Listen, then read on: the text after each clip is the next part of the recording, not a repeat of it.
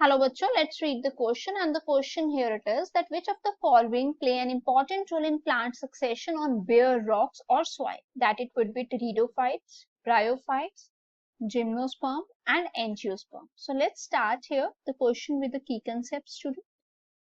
So अगर हम key concept की बात करते हैं तो वो क्या है that a child must aware about plant succession.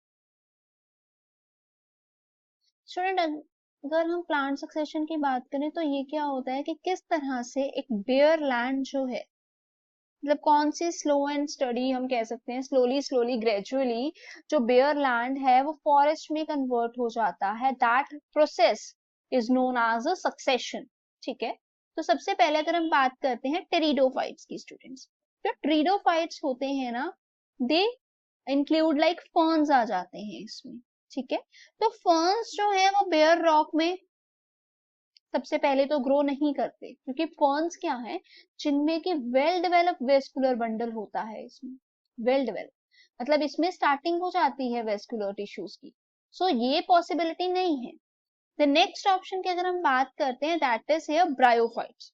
जो ब्रायोफाइट्स होते हैं ना इनमें आ जाते हैं मॉसेस. एंड स्टूडेंट जो मॉसेस होते हैं या लीवरवोर्ट होते हैं इनका जो सर्वाइवल होता है वो होता है मॉइस्ट, हम कह सकते हैं मॉइस्ट शेडी एरिया में जो है ये ग्रो कर जाते हैं. ठीक है स्टूडेंट्स, तो क्या होता है जैसे कि मॉस स्टेज जो होती है वो अगर हम बात करें ना बायोलॉजिकल सक्सेशन की तो उसमें सेकेंड स्टेज होती है. It is consider to be as a second stage. ठीक है, तो बेयर रॉक जो होता है वो स्लो एंड स्टडी कन्वर्ट हो जाता है रॉकी सबस्ट्रेटम.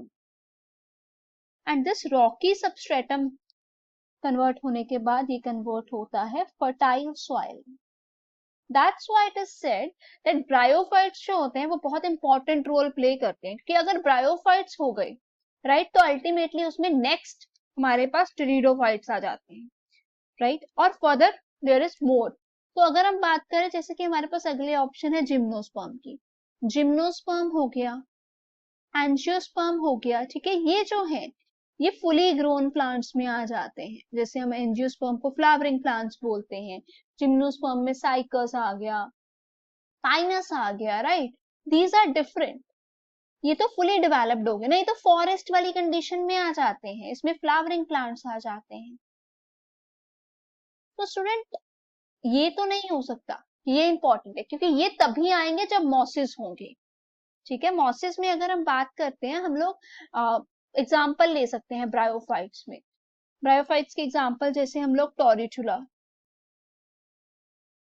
सो स्टूडेंट्स इनकी ग्रोथ बहुत इंपॉर्टेंट है क्योंकि इनके बाद फर्न्स आएंगे मतलब कि टेरिडोफाइट्स आएंगे, फिर फर्दर स्टेज जिम्नोस्पर्म एंजियोस्पर्म की आएगी. तो यहाँ पर करेक्ट ऑप्शन हो गया option b. Hope it is clear. Thanks for watching.